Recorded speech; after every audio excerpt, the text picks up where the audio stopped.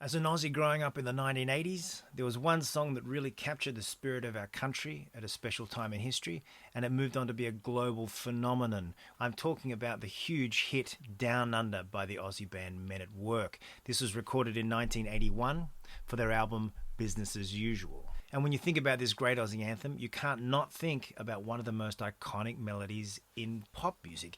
It's an integral part of this great tune, but what if I told you this seemingly innocuous flute solo ended up costing the band over $100,000? Join me now as we look into the history of this legal mess created by this iconic flute solo in the song Down Under by Men at Work. So what was the issue?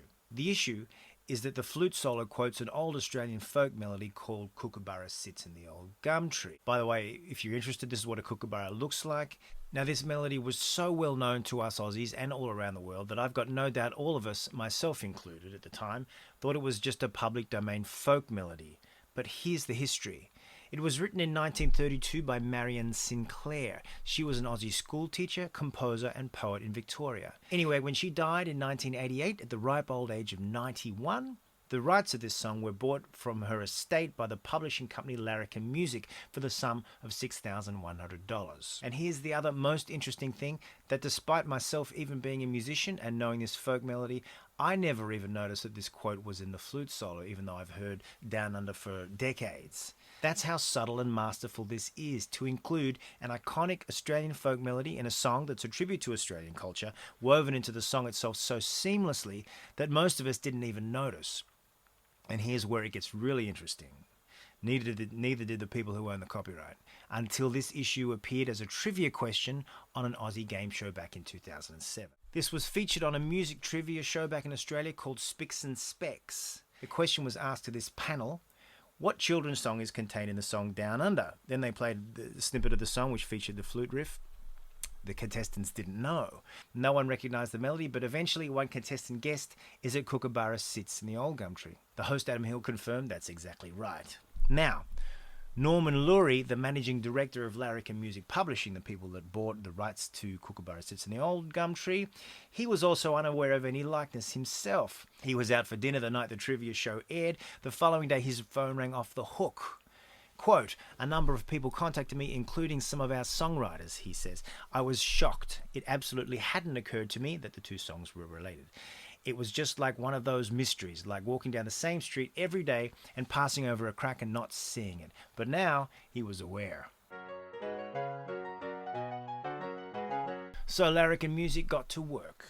They filed a claim to sue Men at Work and EMI for copyright infringement. So let's recap here. This song, recorded in 1981 using a snippet from a song written in 1932, was being sued by a company who were only made aware of this fact because of a trivia question on a TV show in 2007. Now let's get into the nitty-gritty and look at the offending melody itself. I'm going to put up on the screen the melody as it's played. So what's written on the screen is the original key. I'm going to play it in a different key just to avoid any potential copyright issues that might come up. Let's look at the opening phrase here. You can see this is not the main complete theme yet. There's a gap in bar 2. Bars 1 and 3, let's call that statement 1. That's kind of the opening statement of the song. Okay, and bars 3 is the same without the end of that phrase. So this is a recurring thing, and that's, as far as I know, that's an original thing. There's no copyright involved in that, but it's bar 4, which we're interested in. Okay, there it is. Kookaburra Sits in the Old Gum Tree. Now, if that's all there was, one might be able to argue coincidence. However, 50 seconds into the song, we get the full flute theme. Let's check it out. We'll put it up on the screen. Okay, bars 1 and 3, we have that statement number 1. We have the opening phrase. Okay, bars 1 and 3, it's the same thing. Now, this is the genius. Bars 2, we have the first part of Kookaburra Sits in the Old Gum Tree. Okay, then we have the opening statement again, and bar 4, we have the second part of Kookaburra Sits in the Old Gum Tree. Okay, so the genius is that the Kookaburra theme has been separated into 2 parts. If we put them together, we have the whole opening phrase of Kookaburra Sits in the Old Gum Tree. Lyrics are, if you're interested, Kookaburra sits in the old gum tree, merry, merry king of the bush is he.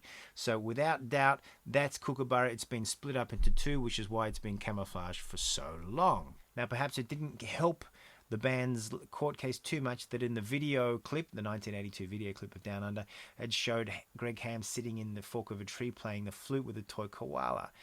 Now, was this a nod to the Kookaburra Sits in the Old Gum Tree lyric?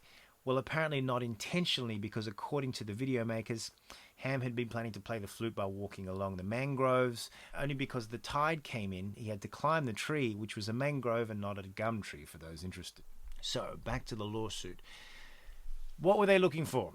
They wanted 60% of the song's royalties. Yes, 60%, just because of that little quote. In 2010, the court handed down the decision that Larrikin Music receive only 5% of the royalties, dating back to 2002.